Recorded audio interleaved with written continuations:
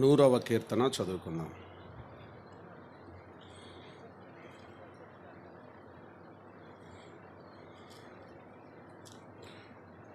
సమస్త దేశములారా, యెహోవాకు ఉత్సాహధ్వని చేయుడి.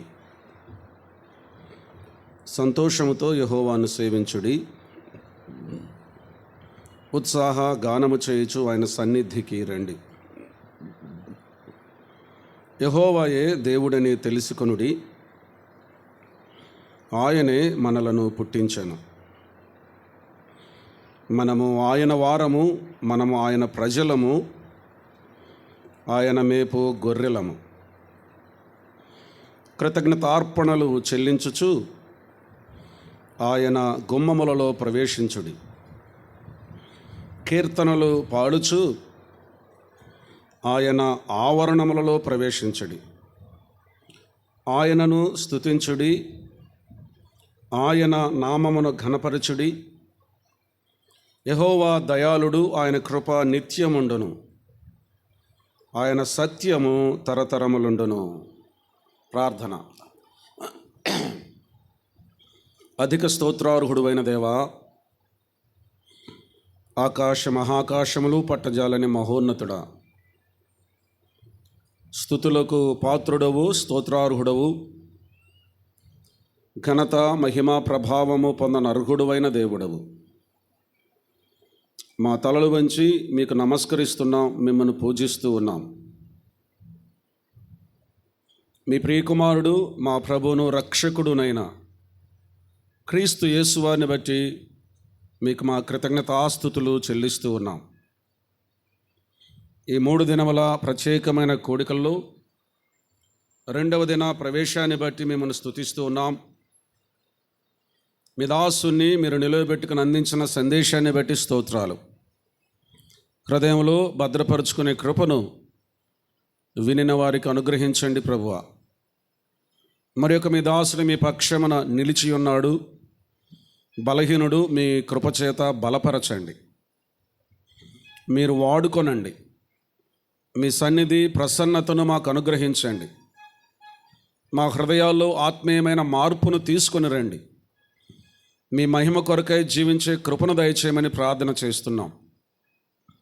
మమ్మందరినీ మీ స్వాధీనములోనికి తీసుకొనమని, ఘనత మహిమ ప్రభావములు మీకు ఆరోపిస్తూ, జీవము గల మీ మాటల కొరకై ఆశతో ఎదురు చూస్తూ, మీ ప్రియకుమారుడు మా ప్రభువును రక్షకుడునైన క్రీస్తు యేసు వారి నామము పేరట స్తుతులు స్తోత్రాలు చెల్లించుకుంటూ వేడుకుంటున్నాము తండ్రి.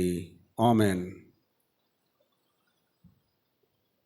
మహోన్నతుడైన జీవము గల దేవునికి స్తుతులు స్తోత్రాలు అర్పిస్తూ ఉన్నాం. ఇంతవరకు దేవుని దాసుని ద్వారా విన్న వర్తమానాన్ని అలాగే హృదయంలో భద్రపరుచుకోవాలి. మరి కొంత సమయం జీవము గల దేవుని వాక్యాన్ని వినడానికి మనము ముందుగానే మన మనస్సులను సిద్ధపరచుకోవాలని మీకందరికీ ప్రభునామమున మనవి చేస్తూ ఉన్నాను. 100వ కీర్తన మనం ధ్యానం చేస్తూ ఉన్నాం. కీర్తనాకారునికి దైవ సన్నిధి సంతోషాన్ని కలిగిస్తుంది. 16వ కీర్తనలో మనం ఇలాగ చదువుతాం: నీ సన్నిధిని సంపూర్ణ సంతోషము కలదు. కనుక దైవ సన్నిధిని మనం ప్రవేశించేటప్పుడు అది మనలను సంతోషపరచాలి. మన హృదయం దేవునిని గురించి ఉప్పొంగాలి, ఆయనను ఉత్సాహ గానము చేయాలి. ఇది ప్రవచనంగా మనం చూచాం. ప్రభువైన యేసుక్రీస్తు వారు సమస్త మానవాళిని, సమస్త దేశములారా రండి అని కీర్తనాకారుడు ఈ రీతిగా ప్రభువును స్తుతించినట్లుగా ప్రభువైన యేసుక్రీస్తు వారు కూడా సమస్తమైన వారులారా నా యొద్దకు రండి అని ఆయన ఆహ్వానాన్ని మనం చూడగలిగాం. ఆయన మానసికంగాను, ఆత్మీయంగాను, శారీరకంగాను మనలను పునరుద్ధరిస్తాడు, మనలను బాగు చేస్తాడు, గొప్ప రక్షణ దయచేస్తాడు, నిత్య జీవమును అనుగ్రహిస్తాడు, శిక్ష నుండి తప్పిస్తాడు, ఆయన రాజ్యానికి మనలను వారసులనుగా చేస్తాడు. ఈ అనుభవంలో ఉన్నాం. ఇంకా నాటి వారు ఎవరైనా లేనట్లయితే ఇది మిక్కిలి అనుకూల సమయం, ఇది రక్షణ దినం. ఉదయకాలమున ఒక 3 విషయాలు మనం ధ్యానం చేయగలిగాం. దావీదు వ్యక్తిగతంగా దైవ సన్నిధిలో సమయాన్ని గడపటానికి ఇష్టపడిన వానిగా, ఆశపడిన వానిగా, జీవితకాలం అంతయు ఆయన ఆలయంలో ఆయన ప్రసన్నతను ధ్యానం చేయటానికి ఆయన ఆసక్తి కలిగిన వానిగా చూస్తున్నాం. వ్యక్తిగతంగా దైవ సన్నిధి. రెండవదిగా కుటుంబముగా దైవ సన్నిధి. సింహాసనాన్ని దేవుడు వాగ్దానం చేసినప్పుడు సింహాసనం కంటే ఎక్కువగా దైవ సన్నిధి కావాలని ఆయన కోరుకున్నాడు. దేవా యెహోవా, నా కుటుంబము నిత్యము నీ సన్నిధిని ఉండునట్లుగా దానిని ఆశీర్వదించుము అని అన్నాడు. ఆశీర్వాదం సింహాసనం కంటే దేవుని సన్నిధి అనే సంగతి దావీదుకు అర్థమైంది. కనుక తన కుటుంబం నిత్యము దేవుని సన్నిధానంలో ఉండాలని కోరుకున్నాడు. అయితే ఆయన కోరిక, ఆశ మంచిదే, కానీ ఆ విషయంలో విఫలమైపోయినట్లుగా మనం చూడగలిగాం. తన కుటుంబ విషయంలో దావీదు ఓడిపోయాడు. అమ్నోను విషయంలోను, తామారు విషయంలోను, అబ్షలోము విషయంలోను ఆయన ఓటమి చూచాడు. ఆయన మంచి రాజుగా ఉన్నాడు, ఆయన భక్తునిగా ఉన్నాడు, కానీ కుటుంబ విషయంలో అలసత్వం వహించటం ద్వారా కుటుంబం అవమానం పాలైనట్టు, నష్టాన్ని పొందినట్లు మనం చూడగలుగుతాం. ప్రియమైన వారలారా, గమనించండి. మన కుటుంబాలు దైవ సన్నిధిని ఉండాలనే ఆశ, ఆపేక్ష, కోరిక మనకు ఉంటుంది. అదే సమయమందు అందుని గురించిన శ్రద్ధ మనం తీసుకోవాలి. మనము, మన కుటుంబం, మన పిల్లలు దేవుని యొక్క సన్నిధానంలో ఉండులాగా మనం శ్రద్ధ తీసుకోవాలి. దేవుడు స్థాపించిన కుటుంబ వ్యవస్థ మీద అపవాది ఎప్పుడు దాడి చేయటానికి ప్రయత్నం చేస్తాడు. ఈ క్రమంలో గొప్ప గొప్ప వారైన అనేకులు కూడా పడిపోయారు, కూలిపోయారు. ఈ రీతిగా ఇంకొక విషయాన్ని కూడా నేను మీకు జ్ఞాపకం చేయాలనుకుంటున్నాను. యాకోబు యొక్క కుటుంబంలో తన కుమారుల ఎడలేక తన సంతానంలో, తన పిల్లలలో ఐక్యతను కలిగించలేకపోయాడు. యోసేపు మీద వారు ద్వేషము చూపించారు, అసూయపడ్డారు. యోసేపును ప్రత్యేకంగా చూశాడు. అది అంత తీవ్రమైన పరిస్థితికి దారితీసింది. దైవ చిత్త ప్రకారం ఐగుప్తు ప్రధాని అయ్యాడు, కానీ సహోదరుల మధ్యలో ఉండవలసిన వాతావరణం కాదది. సహోదరుల మధ్యలో సమానత్వం ఉండాలి. యోసేపును ఎక్కువగా ప్రేమించనని మనం చూస్తాం. ఆయన అన్నలు యోసేపు మీద అసూయ పడినట్లుగా మనం దేవుని వాక్యంలో చూస్తాం. కనుక కుటుంబ పరిపాలన చాలా ముఖ్యమైనది, చాలా శ్రద్ధతో కూడినది, బాధ్యతతో కూడినది, లక్ష్యముతో కూడినది. మన కుటుంబం, మన పిల్లలు, మనం అందరం కూడా ఎల్లప్పుడూ దేవుని సన్నిధిని అనుభవించే వారముగా, దేవుని యందల భయభక్తులు కలిగిన వారుగా ఉన్నట్లు చూచుట ఆవశ్యకరమైన విషయం. ప్రస్తుతం ఎక్కువగా అపవాది కుటుంబాల మీద దాడి చేస్తూ ఉన్నాడు. ఈ మధ్యకాలంలో విచారకరమైన విషయం ఏమిటంటే, దాదాపుగా ప్రారంభ దినాల్లో బ్రదర్న సంఘాల్లో ఈ వాడుక లేదు, ఈ అలవాటు లేదు. ప్రస్తుత దినాల్లో బ్రదరన్ సంఘాల్లో కూడా విడాకులనే మాట మనం వింటూ ఉన్నాం. పాశ్చాత్య దేశాల్లో అది అలవాటుగా ఉంది, ఎక్కువగా ఉంది. ప్రస్తుతం మన సంఘాల మధ్య కూడా ఈ విధమైన మాటలు, ఈ విధమైన పోకడలు వినటం చాలా చాలా విచారకరమైన విషయం. అపవాది కుటుంబాలను కూలుస్తూ ఉన్నాడు. ఓ ప్రియమైన వారలారా, కుటుంబాల విషయంలో జాగ్రత్త తీసుకోవాలి. సాతాను బారి నుండి మనము, మన పిల్లలు కాపాడబడాలి. అందు నిమిత్తమై మనం కలిగి ఉండవలసిన నిరంతర అభ్యాసం ఏమిటి అంటే, దైవ సన్నిధిలో మనం సమయం గడపటం. చూడాలి. మన కుటుంబమును గురించి ఆహారం, వస్త్రం, నివాసం, అనుకూలతలు, సౌకర్యాల విషయాల్లో ఎంతో శ్రద్ధ వహిస్తూ ఉంటాం కదా. మరి ఆత్మీయమైన విషయాలు అంత శ్రద్ధ మనకుందా? పరిశీలన చేసుకుందాం. అపవాది బారి నుంచి వాడి యొక్క కుతంత్రాల నుంచి, వాని యొక్క పన్నాగాల నుంచి కుటుంబాలు కాపాడబడాలండి. అందుకు మన యొక్క కుటుంబాల్లో కుటుంబం అంతయు కూడా కలిసి దైవ సన్నిధిలో సమయాన్ని గడిపేటువంటి లేఖన ధ్యానం, ప్రార్థనా జీవితం అవసరం. అలవాటు చేయాలి పిల్లలకు. బాలుడు నడవవలసిన త్రోవను వానికి నేర్పుము. ఆ తదుపరి మరొక విషయాన్ని కూడా మనం చూడగలిగాము. సంఘములో దైవ సన్నిధి, సంఘములో దేవునికి ప్రాధాన్యత, సంఘములో ప్రభువే సింహాసనాసీనుడు, ఆయనదే ప్రథమ స్థానం. మనమే ఉన్నామా? మనం ఉంటాం సంఘంలో, కానీ మన సంఘాల్లో ప్రభువుకు స్థానం ఉందా? లేక లవోదికయ సంఘం వలె ఆయన తలుపు బయట నిలుచుండి తట్టుచున్నాడా? ఆలోచన చేద్దాం. మన మనస్సులో నుంచి ప్రభు ఎప్పుడో వెళ్ళిపోయాడా? ఎంత విచారకరమైన విషయం. మానవ ప్రాధాన్యత సంఘాల్లో పెరిగే కొలది, ధన ప్రాబల్యం సంఘాల్లో పెరిగే కొలది, సౌకర్యాలు సంఘాలు ఎక్కువయ్యే కొలది ప్రభువుకు స్థానం లేని స్థితి. అందుకే లవోదికయ సంఘాన్ని గురించి ఆ సంఘం ఏమనుకుంటున్నారంటే, నాకేమీ కొదవలేదు. కారణం ఏంటి తెలిసిన? నేను ధనవంతుడును, ధన వృద్ధి చేసుకుంటున్నాను, నాకేమీ కొదవలేదు. ప్రభు యొక్క స్థానాన్ని ధనముతో పూరించలేము.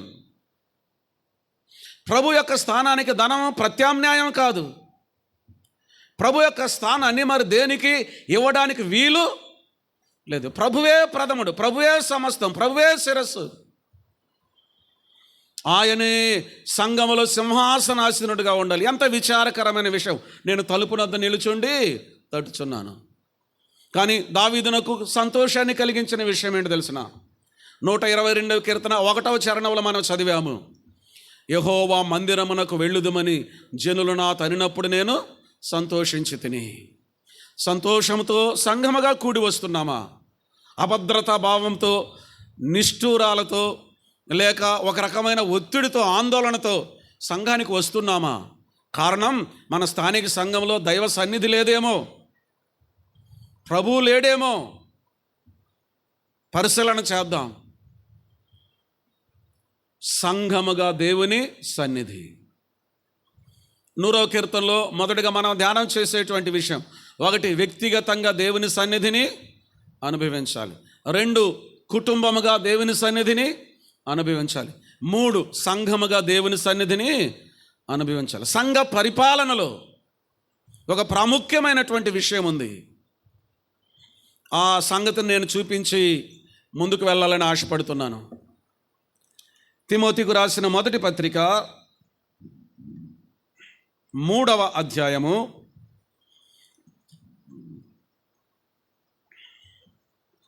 4వ వచనము 5వ వచనాన్ని చదువుతున్నాను. తిమోతికు రాసిన మొదటి పత్రిక 3వ అధ్యాయము 4వ వచనం 5వ వచనం. సంపూర్ణ మాన్యత కలిగి తన పిల్లలను స్వాధీనపరుచుకొనుచు తన ఇంటి వారిని బాగుగా ఏలువాడునై ఉండవలెను. ఎవడైనను తన ఇంటి వారిని ఏలనేరకపోయిన ఎడల అతడు దేవుని సంఘమును ఎలాగూ పాలించును.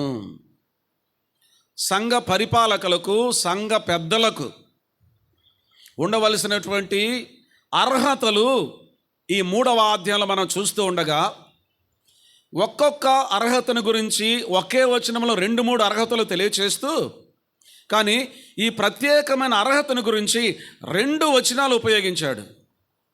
ఏమిటా 2 వచనాలు? సంపూర్ణ మాన్యత కలిగి తన పిల్లలను స్వాధీనపరుచుకొనుచు తన ఇంటి వారిని బాగుగా ఏలువాడునై ఉండవలను. ఎవడైనను తన ఇంటి వారిని ఏలనేరకపోయిన ఎడల అతడు దేవుని సంఘమును ఎలాగూ పాలించును. 1 కుటుంబాన్ని ఏలేవాడుగా ఉండాలి. అప్పుడే సంఘాన్ని సరిగా ఏలేవానిగా ఉంటాడు. ఈ అనుభవం ఎలా వస్తుంది? ఒకటి, వ్యక్తిగతంగా దేవుని సన్నిధి అనుభవాన్ని కలిగిన వాడుగా, వాక్యదానం ప్రార్థనా జీవితాన్ని కలిగిన వాడుగా ఉండి, అలాగే కుటుంబాన్ని కూడా స్వాధీనపరుచుకొని సంపూర్ణ మాన్యత కలిగి పిల్లలను ఏలుతూ ఈ అర్హత కలిగినటువంటి వ్యక్తి సంఘాన్ని సరిగా పరిపాలన చేస్తాడు. ఈ దినాలలో సంఘాల్లో ప్రభువుకు స్థానం లేకపోవటానికి, సంఘాల్లో సమస్యలు గల ముఖ్యమైన కారణం ఏమిటి అంటే, కుటుంబంలో సరైనటువంటి పరిపాలన చేసే సామర్థ్యం లేక సంఘాల్లో పెద్దగా చలామణి అవుతూ సంఘాలు ఈ రీతిగా దుస్థితిలోనికి వచ్చాయి. ఈ సందర్భంలో ఒక మాట నేను మీకు చెప్పాలనుకుంటున్నాను. ఒక నగరములో ఒక స్థానిక సంఘ పెద్ద ఉన్నాడు. ఆయన కుమారుడు ఒక అవిశ్వాసిని ఇష్టపడి హిందూ వివాహం చేసుకున్నాడు. అప్పుడు జరిగిన విషయం ఏమిటంటే, ఆ సంఘ పెద్ద ఇలాగ చేశాడు. నా కుమారుని నేను అదుపులో ఉంచలేకపోయాను, వారిని నేను స్వాధీనపరచుకోలేకపోయాను, ఈ విషయంలో నేను ఓడిపోయాను, కనుక నేను సంఘ పెద్దగా ఉండటానికి అర్హుడను కాదు అని ఆయన రాజీనామా ఉత్తరం ఇచ్చాడు సంఘానికి. నా మాటలు అర్థమవుతుందా? ఇటువంటి లక్షణము కలిగిన వారు, త్యాగము కలిగిన వారు ఎంతమంది ఉన్నారు. కప్పిపుచ్చుకొని కొనసాగటానికి ప్రయత్నం చేస్తున్నందువలన ఈ విధమైనటువంటి సమస్యలు వస్తాయి. అందుకే అన్ని అర్హతలను గురించి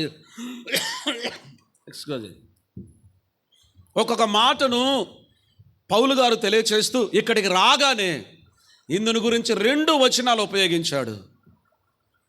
కుటుంబ పాలన, 1 వ్యక్తిగతమైన జీవితం, 2 కుటుంబ జీవితం. అది సంఘ జీవితం మీద ప్రభావం చూపిస్తుంది, సంఘము పైన ప్రభావం చూపిస్తుంది. ఈ కీర్తనాకారుడు ఇలాగూ రాస్తూ ఉండగా దావీదు యొక్క అనుభవంలో 3 మనం జ్ఞాపకం చేసుకున్నాం. 1 వ్యక్తిగతంగాను, కుటుంబముగాను, సంఘముగాను దేవుని సన్నిధిని అనుభవించేటువంటి అనుభవం. ఈ యొక్క వ్యక్తిగత అనుభవం లేకపోతే మనం ప్రభు కొరకు, ఆయన మహిమ కొరకు జీవించలేం అనే సత్యం మనకు అర్థం కాలేదు. ముందు ఇక్కడ ఈ ప్రదేశాల్లో సవరణలు జరగాలి, మరమ్మత్తు జరగాలి, బాగు చేయబడాలి, మార్పులు రావాలి. ఈ సందర్భంలో 100వ కీర్తన మనం చూస్తూ ఉండగా, ఈ కీర్తనాకారుని యొక్క ఈ సంతోషానికి, ఈ కీర్తనాకారుని యొక్క ఉత్సాహానికి, ఈ కీర్తనాకారుడు కృతజ్ఞతార్పణలు చెల్లించుతూ దేవుని సన్నిధానంలో ప్రవేశించడానికి గల కారణం ఏంటి? ఆయన హృదయము దేవుని ఎడల అంతగా ఎందుకు ఉప్పొంగుతుంది? గల కారణం ఏంటి? ఆ కారణాలను 3వ చరణంలో మనం చూస్తాము. దయచేసి మీరందరూ మీ బైబిల్ గ్రంథంలో 100వ కీర్తన 3వ చరణాన్ని నేను చదువుతూ ఉండగా గమనించాలని మనం చేస్తున్నాను. 100వ కీర్తన 3వ చరణం. యెహోవాయే దేవుడని తెలుసుకొనుడి, ఆయనే మనలను పుట్టించెను, మనము ఆయన వారము, మనము ఆయన ప్రజలము, ఆయన మేపు గొర్రెలము. ఈ కీర్తనాకారుని యొక్క ఈ అద్భుతమైన ఆనందాన్ని గల కారణం ఏంటో 3వ చరణంలో తెలియజేస్తూ ఉన్నాడు. ఈ 3వ చరణంలో తనకును జీవము కలిగిన దేవునికి ఉన్న సంబంధాలు తెలియజేస్తూ ఉన్నాడు. ఇలా నేను చెప్పాలనుకుంటున్నాను. 3వ చరణంలో ఈ భక్తునికి లేక ఈ కీర్తనాకారునికి ఈ కీర్తనాకారునికి జీవము గల దేవునికి కల 5 రకాలైన సంబంధాలు ఇక్కడ తెలియజేస్తూ ఉన్నాడు. ఈ 5 రకాలైనటువంటి సంబంధాలు 3వ చరణములో ఉన్నాయి. అవేంటో చూద్దాం, చూడండి. ఆయనే యెహోవాయే దేవుడని తెలుసుకొనుడి.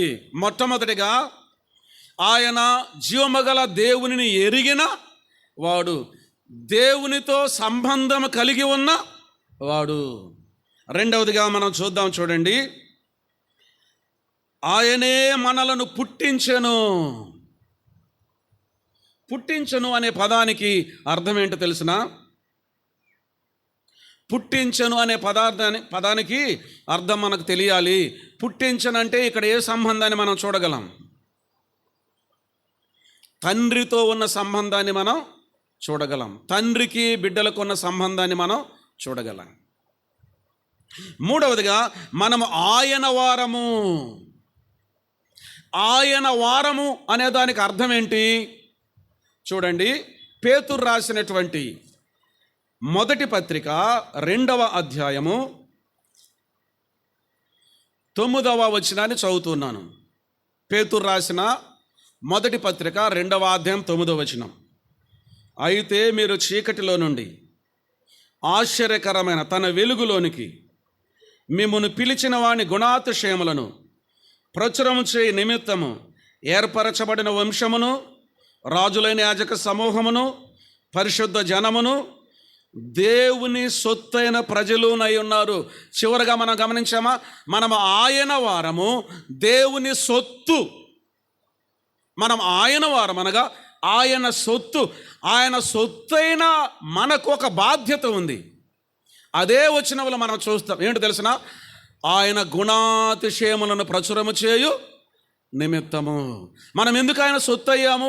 ఆయన గుణాతిశయములను ప్రచురము చేయు నిమిత్తము. ఇక్కడ ఈ భాగానికి మనం ఒక పేరు పెట్టవచ్చు. ఆయనను మనం సేవించేవారం. ఏమిటా సేవ? ఆయన గుణాతిశయములను ప్రచురము చేసే సేవ. కనుక మనం ఆయన సొత్తు, ఆయన వారము అనగా ఆయన మన యజమానుడు, మనం ఆయన దాసులము.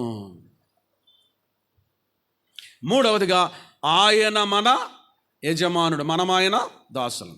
నాలుగవదిగా చూద్దాం చూడండి. మనం ఆయన ప్రజలము అని చూస్తాం. ఇక్కడ ప్రజలు ఎవరికి ఉంటారు చెప్పండి? రాజునకు ప్రజలు ఉంటారు. ఇక్కడ మనం ఆయన ప్రజలము అనే మాట చదివినప్పుడు ఆయన మన రాజుగా మనం చూస్తాం. జీవము కలిగిన దేవుడు మనకు రాజు. ఇది 4వ సంబంధం.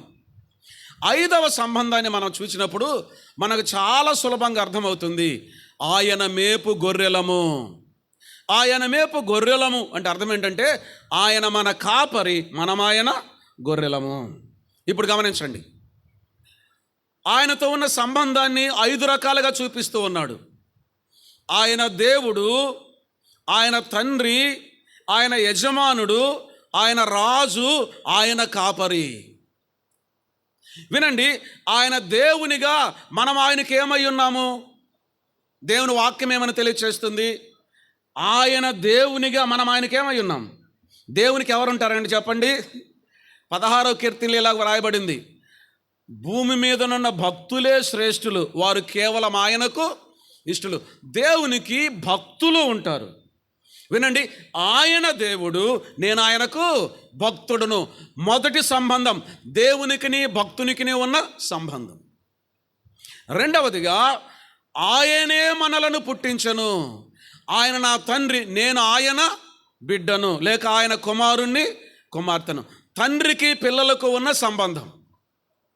మూడవదిగా మనం ఆయన వారము అంటే ఆయన మన యజమానుడు, మనం ఆయన దాసులము.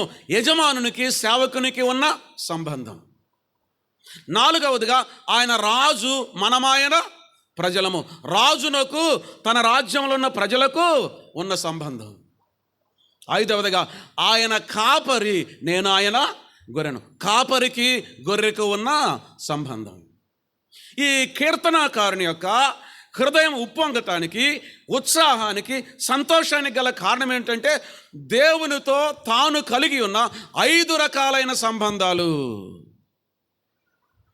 ఇప్పుడు ఈ 5 రకాలైన సంబంధాల్లో కూడా మనకు 5 రకాలైన బాధ్యతలు ఉన్నాయి దేవుని ఎడల. 5 రకాలైన బాధ్యతలు నేను మీకు జ్ఞాపకం చేస్తాను చూడండి. 1, ఆయన మన దేవుడు, మనం ఆయనకు భక్తులము కనుక భక్తి జీవితాన్ని అభ్యాసం చేయాలి. భక్తి జీవితం అభ్యాసం చేయాలి. 2వదిగా ఆయన మన తండ్రి, మనమాయన పిల్లలము దేవుని వాక్య ప్రకారం ఆయన చిత్తాన్ని మనము నెరవేర్చాలి. ప్రభువైన యేసుక్రీస్తు వారు అంటాడు, తండ్రి చిత్తాన్ని నెరవేర్చడానికి నేను వచ్చానంటాడు. ఆయన తండ్రి, మనం ఆయన పిల్లలమగ ఆయన చిత్తమును నెరవేర్చాలి. మూడవదిగా, ఆయన యజమానునిగా మనం ఆయన దాసులముగా ఆయన సేవ చేయాలి. ఆయన సేవ చేసేవారం కన్నా రక్షింపబడిన ప్రతి వ్యక్తి, స్త్రీ అయినా సరే, పురుషుడైనా సరే, ఎవరైనా సరే, ప్రతి ఒక్కరూ ఒక పనిని కలిగి ఉంటారు. స్థానిక సంఘంలో ఏ పని లేని వారు ఏ ఒక్కరు కూడా ఉండరు. ప్రతి ఒక్కరికి ఏదో ఒక పని ఉంటుంది. కనుక ఆయన మన యజమానుడు, మనం ఆయన దాసులమైన సేవ చేయాలి. నాలుగవదిగా, ఆయన మన రాజు, మనం ఆయన ప్రజలము, ఆయన రాజ్యాంగానికి లోబడాలి, ఆయన చట్టానికి విధేయులం కావాలి. దేవుని వాక్యం ఆయన చెప్పినట్టు మనం చెయ్యాలి. ఆయన రాజ్యాంగం ఉందండి దేవుని యొక్క వాక్యంలో. ఆయన కాపరిగా మనము గొర్రెలముగా ఆయనను వెంబడించాలి. అందుకే ప్రభువైన యేసుక్రీస్తు వారు ఇలాగ చెప్పాడు యోహాను రాసిన సువార్త 10వ అధ్యాయంలో, నా గొర్రెలు నా స్వరము వినును, అవి నన్ను వెంబడించును అని అన్నారు. కనుక ఆయన కాపరిగా మనం ఆయన గొర్రెలముగా ఆయనను వెంబడించవలసిన వారముగా ఉన్నాము. గుర్తుపెట్టుకోండి, 5 రకాలైన సంబంధాలు, 5 రకాలైన బాధ్యతలు జీవము కలిగిన దేవునితో. 1, ఆయన దేవుడు, నేను భక్తి జీవితాన్ని అభ్యాసం చేయాలి. 2, ఆయన నా తండ్రి, ఆయన చిత్తాన్ని నెరవేర్చాలి. 3, ఆయన నా యజమానుడు, ఆయన సేవ చేయాలి. ఆయన నా రాజు, ఆయన రాజ్యాంగానికి లోబడాలి. ఆయన నా కాపరి, నేను ఆయనను వెంబడించాలి. మహోన్నతుడైన, అత్యున్నతుడైన, సార్వభౌమ అధికారం కలిగిన, అందరికంటే పైన ఉన్న అసమానుడైన జీవము కలిగిన దేవునితో మామూలు వ్యక్తులమైన, అనర్హులమైన మనకు కలిగి ఉన్న 5 రకాలైన సంబంధాలు. ఆయన స్థాయి, మన స్థితి ఏమాత్రం సరిపోదు. కానీ దేవుడు కృపచేత ఈ ధన్యత మనకు అనుగ్రహించాడు. మనకున్నటువంటి సమయంలో కొద్దిసేపు భక్తి జీవితాన్ని గురించి మీదట ఉంచాలని నేను ఆశపడుతున్నాను. మొట్టమొదటిగా మనం ఏం చూసాం? ఆయన దేవుడు, మనం ఆయనకు భక్తులము. వినండి, భక్తి కార్యక్రమాలు కాదు. ఈ మాట మీకు అర్థం కావాలి. భక్తి మతము కాదు. లోకం ఏమనుకుంటుంది తెలిసిన? భక్తి అంటే మతం అనుకుంటుంది. 3, భక్తి అంటే ఆచారాలు, సాంప్రదాయాలు, ఇవి కానే కాదు. తర్వాత భక్తి అంటే జీవితంలో ఒక భాగము కాదు. గుర్తుపెట్టుకోండి, భక్తి అంటే జీవితము. ఏమిటి జీవితం? దైవ భక్తిని గురించి దేవుని వాక్యం ఏమి తెలియచేస్తుందో చూద్దాం. చూడండి, తిమోతికి రాసిన మొదటి పత్రిక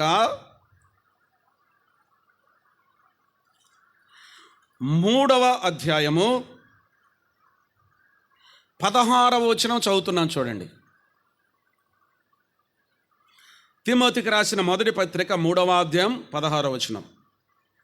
నిరాక్షేపముగా దైవ భక్తిని గూర్చిన మర్మము గొప్పదై ఉన్నది.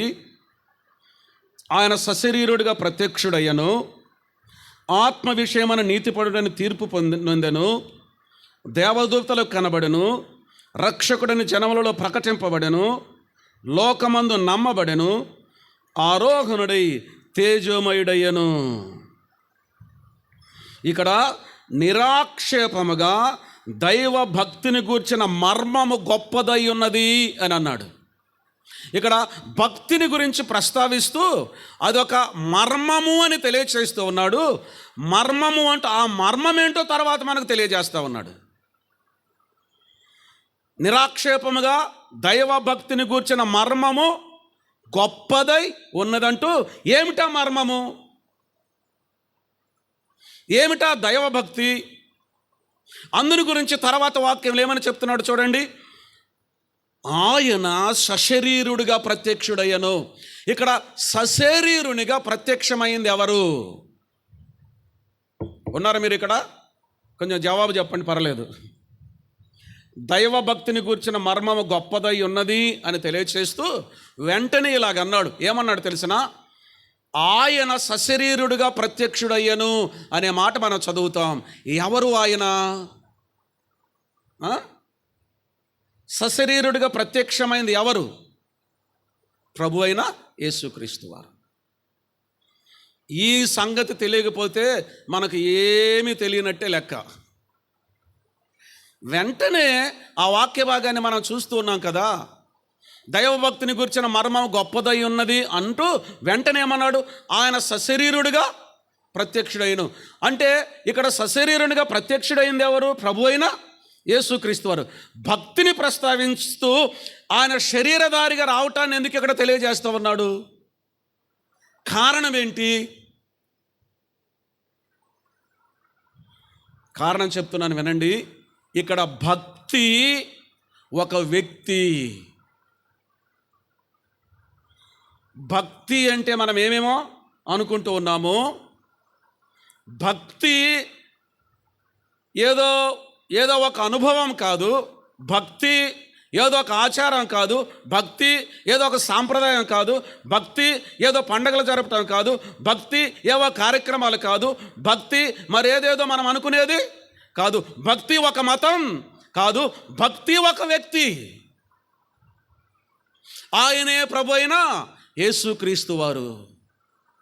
ఆయన సశరీరుడిగా ప్రత్యక్షమయ్యను. దైవభక్తిని గూర్చిన మర్మము కనుక భక్తి జీవితం అనగా ఏమిటి?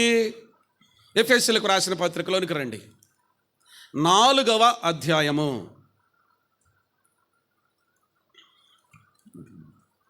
ఎఫెసీయులకు రాసినటువంటి పత్రిక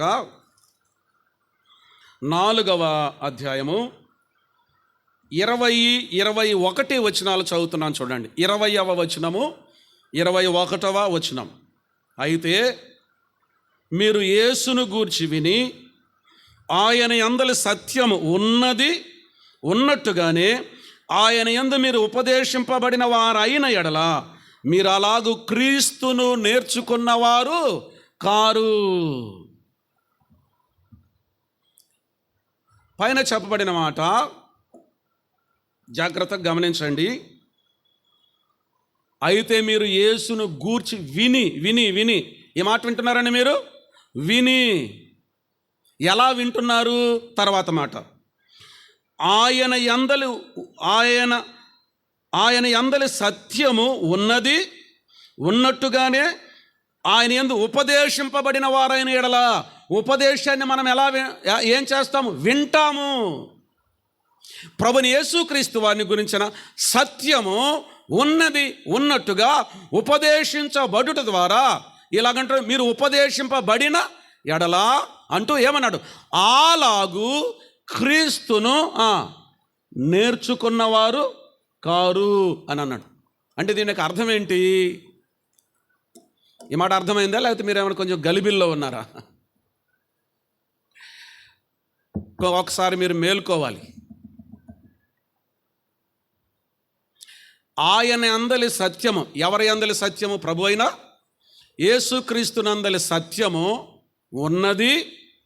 ఉన్నట్టుగా ఉపదేశింపబడిన వారైన ఎడల అలాగు మీరు క్రీస్తును నేర్చుకున్నవారు కారు. దీని అర్థం ఏమిటంటే కేవలము ఉపదేశము ద్వారా క్రీస్తును మనం నేర్చుకోము. అంటే కేవలము వినుట వలన మనం క్రీస్తును నేర్చుకోము. దానికి అర్థం ఏంటంటే వినండి, ఆ ఉపదేశం ఏదైతే మనం విన్నామో ఆ ఉపదేశం మన జీవితములలోనికి రావాలి. అది మన జీవితాన్ని ప్రభావితం చేయాలి. అది మన జీవితాలను నియంత్రించాలి, తన స్వాధీనంలో ఉంచుకోవాలి. అప్పుడు మనం ఏమి నేర్చుకున్న వాళ్ళం అవుతాం? జాగ్రత్తగా వినండి, క్రీస్తును గురించి కాదు, క్రీస్తునే నేర్చుకున్న వాళ్ళం అవుతాం.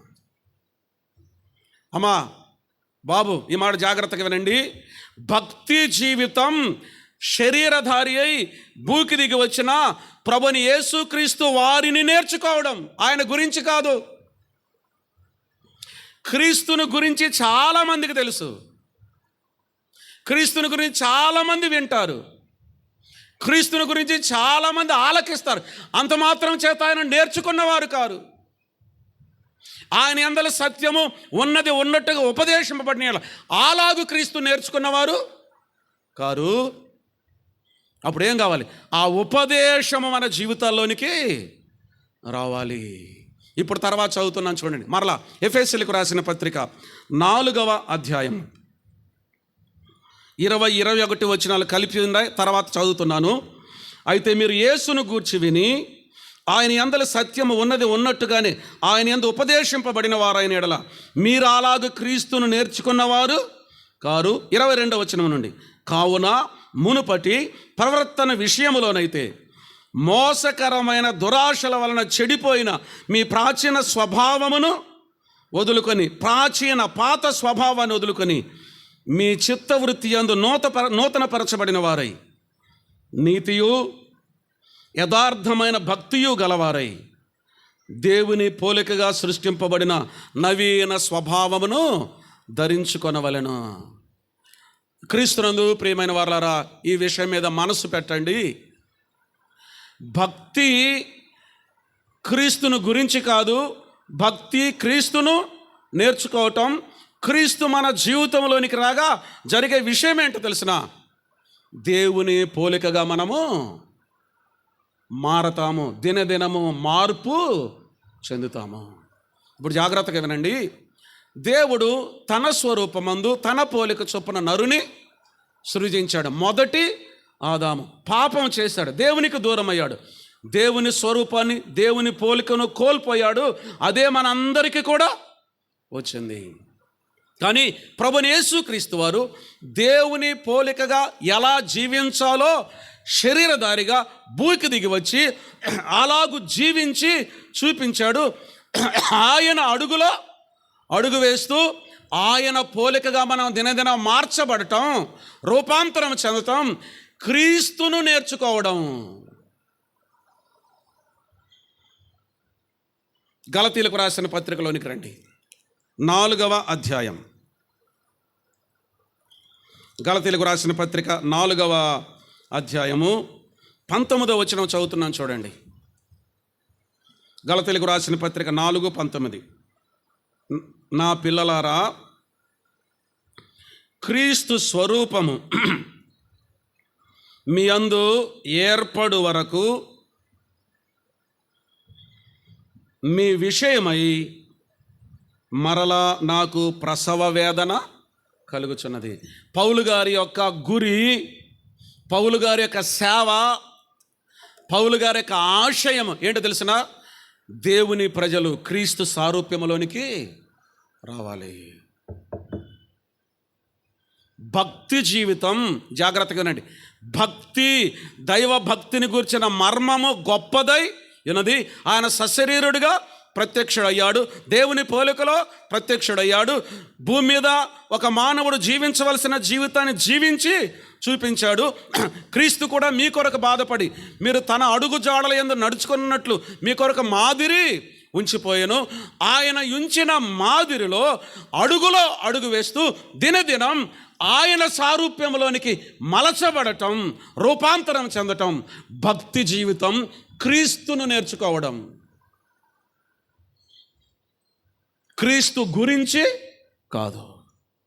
ఇక్కడ నేర్చుకోవాల్సింది ఒక వ్యక్తిని, భక్తి కార్యక్రమాలు కాదు, భక్తి ఆచారాలు కాదు, భక్తి సాంప్రదాయాలు కాదు, భక్తి మతము కాదు, భక్తి ప్రభువైన యేసుక్రీస్తు వారు. క్రీస్తు సారూప్యం మీ యందు ఏర్పడే వరకు మరలా మీ విషయమై నాకు ప్రసవ వేదన కలుగుచున్నది అన్నాడు. ప్రియమైన వారలారా, మనలో క్రీస్తు సారూప్యం ఏర్పడినట్లుగా ఎంతవరకైతే మనం ఎదుగుతామో అంతగా మనం భక్తిలో ఉన్నట్టు లెక్క. రోమీలకు రాసిన పత్రిక రండి, 8వ అధ్యాయం. రోమీలకు రాసినటువంటి పత్రిక 8వ అధ్యాయము 29వ వచనాన్ని చదువుతున్నాను. వచనం 29, రోమా 8:29. ఎందుకనగా తన కుమారుడు అనేక సహోదరులలో జ్యేష్ఠుడగునట్లు దేవుడు ఎవరిని ముందు ఎరిగనో వారు తన కుమారునితో సారూప్యము గలవారొకటకు వారిని ముందుగా నిర్ణయించను. అమ్మా బాబు జాగ్రత్తగా వినండి, నేను చదువుతున్నాను, మీరు కొంచెం జవాబు చెప్పండి. ఎందుకనగా తన కుమారుడు అనేక సహోదరులలో జ్యేష్ఠుడగునట్లు. ఎవరైనా ప్రభు అయిన యేసుక్రీస్తు వారు తన కుమారుడు అనేక సహోదరులు జ్యేష్ఠుడు అంటే ఎవరు? మొదటి వాడు. దేవుని కుమారునిగా కుమారత్వంలో ప్రభుని యేసుక్రీస్తు వారు ఇక్కడ జ్యేష్ఠునిగా ఉన్నాడు. వినండి, ఎందుకనగా తన కుమారుడు అనేక సహోదరులలో జ్యేష్ఠుడగునట్లు. తర్వాత దేవుడు ఎవరిని ముందుగా ఎరిగనో వారు తన కుమారునితో సారూప్యము గలవారు ఒకటి వారిని ముందుగా నిర్ణయించను. ఆ తన కుమారుడు ఎవరు? ప్రభు అయిన యేసుక్రీస్తు వారు. యేసుక్రీస్తు ప్రభు వారి సారూప్యము గలవారు కావటానికి ఆయన ముందుగానే మనలను నిర్ణయించాడు. ప్రియమైన వారులారా గమనించండి, క్రీస్తును చూస్తూ క్రీస్తును నేర్చుకోవటమే భక్తి జీవితం.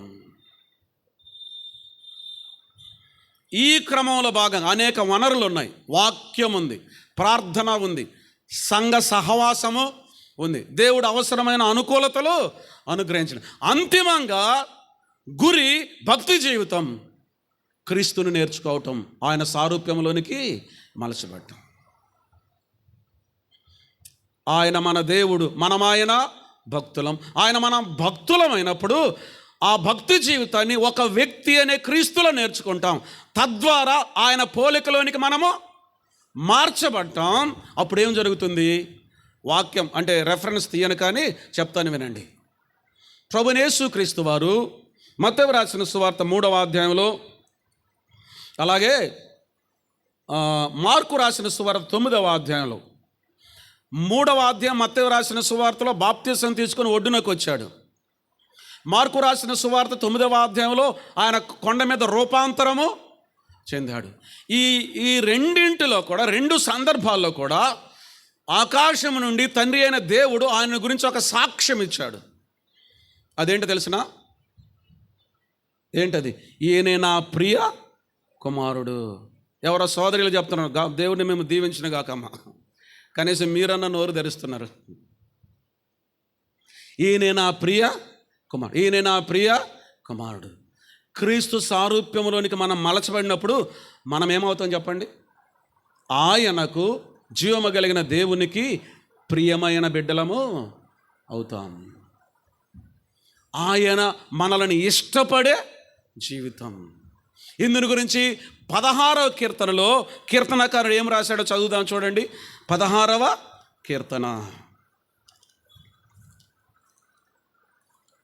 16వ కీర్తన 3వ చరణం నేను చదువుతున్నాను.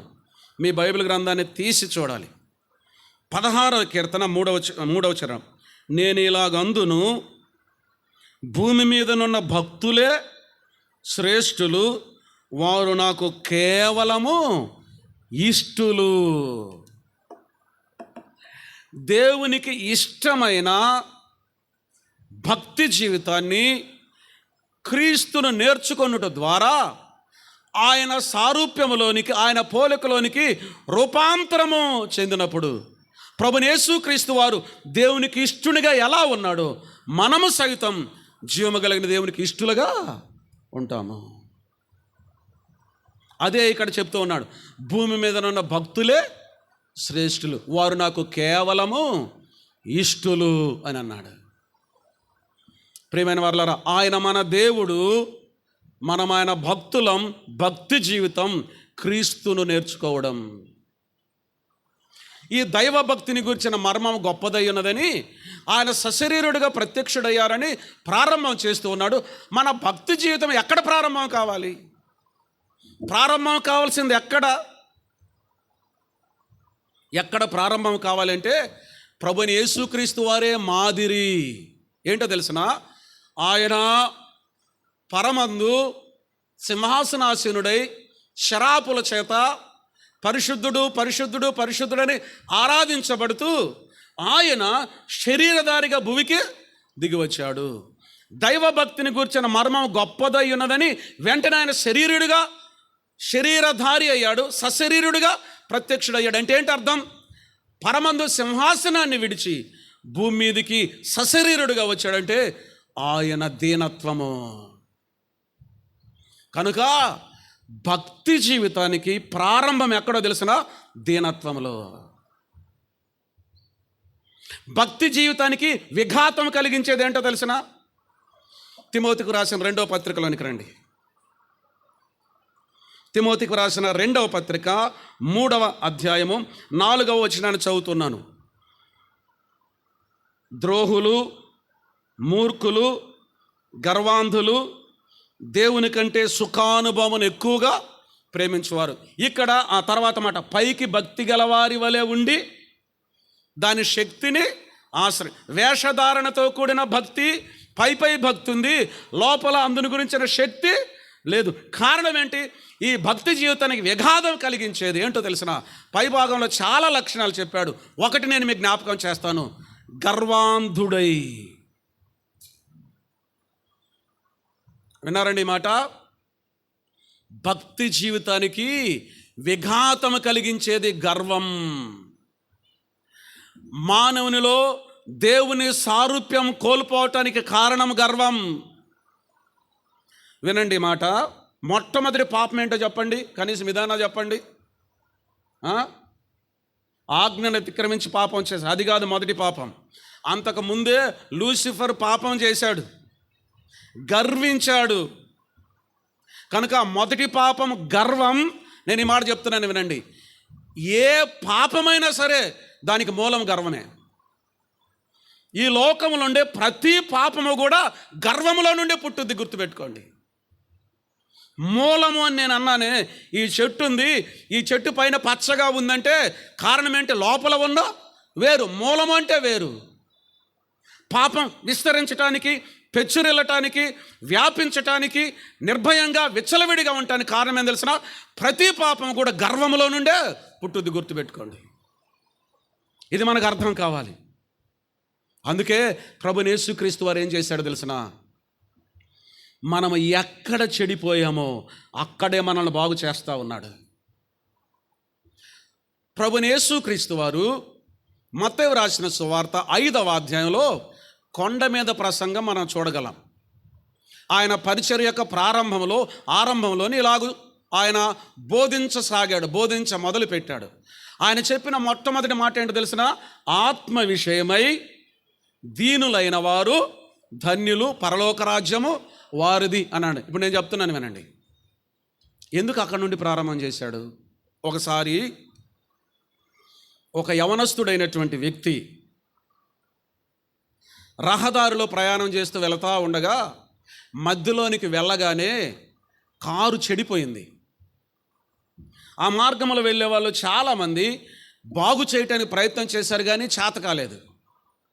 ఒక వృద్ధుడైనటువంటి వ్యక్తి అక్కడికి వచ్చి ఆ వ్యక్తిని చూసి, ఏం జరిగిందంటే, కారు చెడిపోయిందండి, పని చేయటం లేదు అనగా, నీ బానెట్ ఎత్తమన్నాడు. బానెట్ ఎత్తగానే లోపలికి వంగి ఏదో ఒక మరమ్మతు రిపేర్ చేసి బాగు చేశాడు. ఇప్పుడు నువ్వు స్టార్ట్ చేయమని అడిగాడు.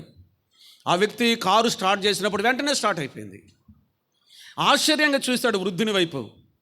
సార్, చాలా వందనాలు, మీకు చాలామంది ప్రయత్నం చేశారు, చేత కాలేదు, మీరు ఇంత త్వరగా ఎలా బాగు చేయగలిగారు అని ఆ పెద్ద ఆయన అడిగినప్పుడు ఆయన అన్నాడంట, అసలు ఈ కారు ఏ కంపెనీది అని అడిగాడంట. ఫోర్డ్ కంపెనీది సార్ అని చెప్పాడంట. ఆ ఫోర్డ్ నేనే. ఈ కారు కంపెనీకి యజమానుని నేనే. ఈ కారు మా కంపెనీలో తయారవుతాయి. ఈ కారులో ఉండే ప్రతిదీ నాకు తెలుసు. కనుక ఎక్కడ చెడిపోయిందో నాకు తెలుసు, అందుకే నేను మరమ్మతు చేశాను, లేక రిపేరు చేశాను అని అన్నాడు. మనం ఎక్కడ చెడిపోయామో అక్కడ నుండే మరమ్మతు ప్రారంభించాడు ప్రభువైన యేసుక్రీస్తు వారు. ఎక్కడ చెడిపోయాం? గర్వించి చెడిపోయాం. అపవాది లూసిఫర్ గర్వించాడు, పడద్రాయబడ్డాడు, చెడిపోయాడు. అదే అస్త్రాన్ని ఆదాము హవ్వల మీద ప్రయోగించాడు. ఇది మీకు చాలదు, దేవుడు ఇచ్చిన దానికంటే ఎక్కువ మీరు ఆశించాలి. అదే అస్త్రాన్ని ప్రయోగించాడు.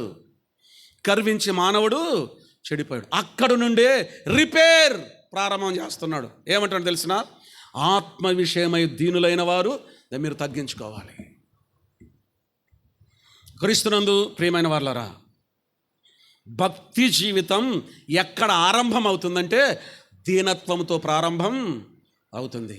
దీనికి స్పష్టమైన మాదిరి ఎవరు? ప్రభువైన యేసుక్రీస్తు వారు. ఏమి లేనివాడు ఏమి లేనివానిగా ఉంటే అది పెద్ద విశేషం కాదండి. సమస్తము కలిగినాడు, సర్వము కలిగిన వాడు ఏమి లేనివానిగా ఉన్నాడు. ఫిలిప్పీలకు రాసిన పత్రిక 2:5 నేను మీకు జ్ఞాపకం చేస్తాను, చూడండి.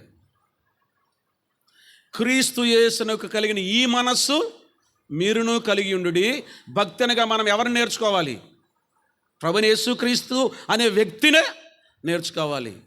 క్రీస్తు యేసునకు కలిగిన ఈ మనస్సు మీరును కలిగి ఉండుడి. ఆయన దేవుని స్వరూపము కలిగిన వాడై ఉండి దేవునితో కూడా సమానముగా ఉండటం విడిచిపెట్టకూడని భాగ్యమని ఎంచుకొనలేదు. కానీ దేవునితో సమానం అంటే దేవుడే మనుషుల పోలికగా పుట్టి దాసుని స్వరూపాన్ని ధరించుకొని తనను తాను రిక్తునిగా చేసుకొని ఆయన ఆకారమందు మనుషునిగా కనబడి మరణము పొందినంతగా, అనగా శిలువ మరణము పొందినంతగా విధేయత చూపిన వాడై తన్ను తాను తగ్గించుకొనెను. దైవభక్తిని గురించిన మర్మము గొప్పదై ఉన్నది. ఆయన సశరీరుడిగా ప్రత్యక్షుడైన, ఆయన శరీరధారిగా ప్రత్యక్షం కావటం ఆయన దీనత్వాన్ని చూపిస్తుంది. దైవభక్తి యొక్క మర్మం అక్కడే ఆరంభమవుతుంది. ఎక్కడ? తగ్గింపు ద్వారా, దీనత్వం ద్వారా ప్రారంభమవుతుంది. లోకాన్ని చెరిపేసేదని తెలిసిన గర్వం, ఎవరిని కదిలించినా గర్వం ఊరక ఉప్పొంగుతూ బయటకు వస్తుంది. ఒక భిక్షగాన్ని ఏమన్నా కూడా ఒప్పుకోడు. దానం చేస్తే చేయి, లేకపోతే వెళ్ళిపో, నువ్వేమనంటే నేను ఒప్పుకాను. గర్వం నరనరాన జీర్ణించుకొని పోయింది. ఒక చిన్న పిల్లవాడు తిరుపతిలో ప్రత్యేకమైన కోడికల వాక్యం అందించిన తర్వాత భోజనం చేసి కూర్చొని ఉండగా ఒక సంఘాన్ని నడిపించే ఒక వ్యక్తి, యవనస్తుడైన వ్యక్తి తన కుమారుని తీసుకొని అక్కడికి వచ్చాడు. చాలా ప్రేమపూర్వకంగా, చాలా చిన్నగా, మెల్లగా, బాబు నీ పేరేమిటి అని అడిగాను నేను. వాడేమన్నాడు తెలిసిన? నా వైపు ఇవేళ్ళు ఇట్ట చూపించి నీకెందుకు అని అన్నాడు.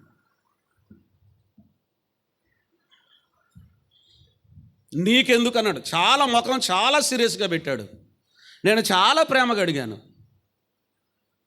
ఇంకొక పిల్లని, బాబు నీ పేరేంటి నాయనంటే, నా పేరు పెట్టిన ఆయన అడుగు అంటున్నాడు ఆయన.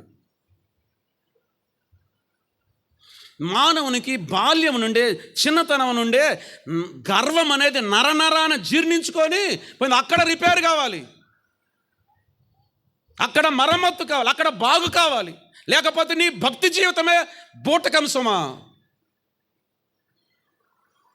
నీ భక్తి జీవితం అంతా ఫేక్. దీనత్వం లేకపోతే అక్కడే ప్రభు ప్రారంభించాడు. ఏమంటున్నాడు తెలిసిన? ఆత్మ విషయమై దీనులైన వారు దాన్ని ఓర్చుకునే తత్వం, తగ్గించుకునే తత్వం, దీనులమయ్యే తత్వం మనకుందా? దైవ భక్తిని గురించిన మర్మం ప్రభువైన యేసుక్రీస్తు వారు సమస్తము కలిగిన వానిగా ఉండి కూడా ఎలా ఉన్నాడు చెప్పండి? ఇక్కడ ఏమి లేని వానిగా ఉన్నాడు. మనం ఏమి నేర్చుకోవాలి? ఆయనను నేర్చుకోవాలి. మన భక్తి జీవితం ఎక్కడ ఆరంభమవుతుంది? దీనత్వములో ఆరంభమవుతుంది. ఈ భక్తుని యొక్క సంతోషము, ఈ భక్తుని యొక్క ఉత్సాహము, ఈ భక్తుని యొక్క ఆనందం ఏంటో తెలిసిన? నిజమైన దేవుడు ఎవరో నాకు తెలుసు, జీవము కలిగిన దేవుడైన యెహోవా ఎవరో నాకు తెలుసు, మహోన్నతుడైన దేవుడు ఎవరో నాకు తెలుసు, సర్వాధికారి, సర్వవ్యాపి, సర్వజ్ఞాని, సార్వభౌమాధికారం కలిగిన దేవుడు ఎవరో నాకు తెలుసు. ఆయన ఎదుట నేను ఖిన్నుడనై, తగ్గించుకొని దీనుడనై ఆయన సన్నిధిలో ఆయన నేను స్తుతిస్తాను. ప్రభువైన యేసుక్రీస్తు వారు సశరీరుడిగా ప్రత్యక్షుడై సువార్త పిలుపునిచ్చాడు. ప్రయాసపడి భారం మోసుకొనుచున్న సమస్తమైన వారలారా నా యొద్దకు రండి, నేను మీకు విశ్రాంతిని కలుగజేతునని పిలుపునిచ్చాడు. రక్షింపబడ్డాం. రక్షింపబడిన వెంటనే మనం ఏం అభ్యాసం చేయాలి? భక్తి జీవితాన్ని అభ్యాసం చేయాలి. వెంటనే భక్తి జీవితాన్ని ప్రభుని యేసుక్రీస్తు వారు ఎలా మొదలుపెట్టాడు? నేను సాత్వికుడను, దీన మనస్సు గలవాడను, మీ మీద నా కాడి ఎత్తుకొని నా యొద్ద నేను ఏమి నేర్చుకోవాలి? ఆయననే నేర్చుకోవాలి. ఏమి నేర్చుకోవాలని చెప్పాడు? సాత్వికుడను, దీన మనస్సు గలవాడను. నా దగ్గరకు రండి. ఇంతకుముందు ఇంకొకడు ఉన్నాడు మీకు. ఎవడవాడు? గర్వించిన వాడు. వాడు మిమ్మల్ని ఏం చేస్తున్నాడు? గర్వంలోనే నాశనం చేస్తూ ఉన్నాడు. ఇప్పుడు ఆ భారాన్ని తొలగించాను, ఆ కాడిని తీసివేశాను. ఇప్పుడు నా యొద్దకు రండి, నా కాడి సులువు, నా భారము తేలిక.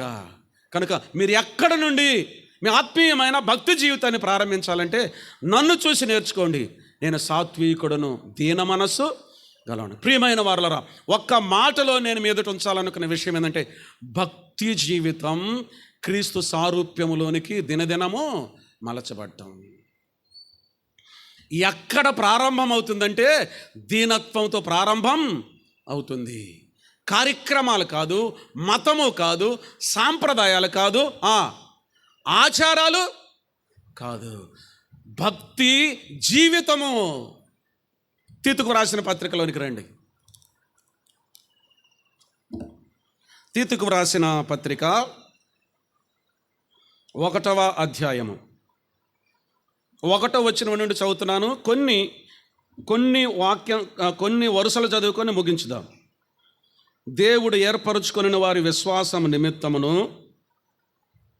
నిత్య జీవమును గూర్చిన నిరీక్షణతో కూడిన భక్తికి ఆధారమగు సత్య విషయమైన అనుభవ జ్ఞానం. వినండి, భక్తికి ఆధారం ఏంటి? సత్య విషయమైన అనుభవ జ్ఞానం. ఈ సత్య విషయమైన అనుభవ జ్ఞానం ఏంటి? ఇది అనుభవంలోనికి వచ్చేది, ఆచారాలకు సంబంధించింది కాదు. ఏమిటి అనుభవం? సత్యమును గురించిన అనుభవం. ఎవరి సత్యం? ప్రభువైన యేసుక్రీస్తు వారు. నేనే మార్గము, సత్యము, జీవము. సత్యమును గూర్చిన అనుభవ జ్ఞానం భక్తి జీవితానికి ఆధారం. ఆయన మన దేవుడు, మనం ఆయన భక్తులం. భక్తి జీవితాన్ని మనం అభ్యాసం చేయాలి. ఆ భక్తి జీవితాన్ని అభ్యాసం చేయాలంటే ఏమి నేర్చుకోవాలి? క్రీస్తును నేర్చుకోవాలి. తర్వాత దినదినం ఆయన సారూప్యములోనికి రూపాంతరం, ఆయన పోలికలోనికి మార్చబడాలి. ఇది ఎక్కడ ప్రారంభమవుతుంది తెలిసిన? దీనత్వముతో ప్రారంభమవుతుంది. మీరు తన అడుగు జాడల యందు నడుచుకొనున్నట్లు. ఆయన దీనత్వం, ఆయన సాత్వికం, ఆయన ప్రేమ, ఆయన పరిశుద్ధత, ఆయన నీతి, ఆయన యథార్థత, ఆయన దీర్ఘశాంతం, ఇక ఏమన్నా చెప్పండి, ఎక్కడ ప్రారంభం కావాలి? దీనత్వంతో. కారణం ఏంటి తెలిసిన? మనుషుడు ఎక్కడ చెడిపోయాడంటే గర్వములో చెడిపోయాడు. క్రీస్తునందు ప్రియమైన వారలారా, ఈ కీర్తనకారుని యొక్క సంతోషానికి గల కారణం ఏంటంటే దేవునితో తాను కలిగిన 5 రకాలైన సంబంధం. మొదటి సంబంధాన్ని మనం చూచాం. ఏంటో తెలిసిన? ఆయన దేవుడు, నేను ఆయన భక్తుడను. భక్తి జీవితాన్ని అభ్యాసం చేయాలి అంటే ఏంటో తెలిసిన? నేను క్రీస్తును నేర్చుకోవాలి. విశ్వాసమున దాన్ని కొనసాగించువాడిని యేసు వైపు చూచుచు. ఎవరైనా ఒక స్త్రీ గర్భవతిగా ఉన్నప్పుడు ఇంట్లో గోడల మీద చక్కగా అందంగా ఉన్న చిన్నపిల్లల బొమ్మలు గోడల మీద పెడతారు. ఎందుకు చెప్పండి? ఎందుకు చెప్పండి? అంటే ఆ బొమ్మనే చూస్తూ ఉంటే గర్భంలో ఉండే బిడ్డకు ఆ రూపం ఏర్పడుతుందని సైన్స్ చెప్తుంది. ఒకవేళ అలా జరగవచ్చేమో కానీ జరుగుతుంది కూడా. కానీ క్రీస్తు సారూప్యం మనకు ఏర్పడాలి అంటే ఏం చేయాలి? విశ్వాసమునకు కర్త దాన్ని కొనసాగించేవాడిని ఆయన యేసు వైపు చూచుచు. ఆయన సారూప్యం మనలోనికి వస్తుంది. వాక్యములో చూస్తాం ఆయనను, ఆయన గుణలక్షణాలను, ఆయన జీవితాన్ని, ఆయనను మనము నేర్చుకోవాలి. భక్తి జీవితాన్ని అభ్యాసం చేయాలి. రెండవదిగా ఆయనే మనల్ని పుట్టించను. ఆయన మన తండ్రి, మనం ఆయన పిల్లలం. ప్రభు చిత్తమైన తర్వాత ధ్యానం చేద్దాం. మూడవదిగా మనం ఆయన వారము, ఆయన మన యజమానుడు, మనం ఆయన దాసులం, ఆయన సేవ చెయ్యాలి. మూడవదిగా ఆయన మన రాజు, మనం ఆయన ప్రజలము, ఆయన రాజ్యాంగానికి లోబడాలి. ఆయన మన కాపరి, మనం ఆయన గొర్రెలము, ఆయనను వెంబడించాలి. ఉత్సాహ గానము చేయొచ్చు, సంతోషముతో ఆయన సన్నిధికి రండి. ఘనుడైన దేవా, కృపగల తండ్రి, ఏ యోగ్యత అర్హత లేని మమ్మును మీ ప్రియకుమారునిలో విమోచించి ఆయన సారూప్యములోనికి మలచబడే భక్తి జీవితాన్ని మీ కృపచేత మాకు అనుగ్రహిస్తున్నందుకు మిమ్మల్ని స్తుతిస్తూ, వినిన వారి హృదయంలో మీ కార్యాన్ని జరిగించండి. ముందు ఉండే పరిచర్యకు సిద్ధపరచమని మీ ప్రియకుమారుడు మా ప్రభువును రక్షకుడునైన క్రీస్తు యేసు వారి నామం పేరట స్తుతులు స్తోత్రాలు చెల్లించుకుంటూ వేడుకుంటున్నాము తండ్రి. ఆమేన్.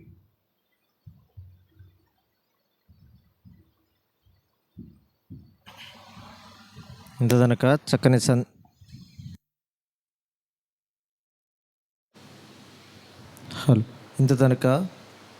చక్కని సందేశం 100వ కీర్తనలో నుండి ఎన్నో సంగతులు మనం వింటూ వస్తూ ఉన్నాం. అందులో ఒక భాగంగా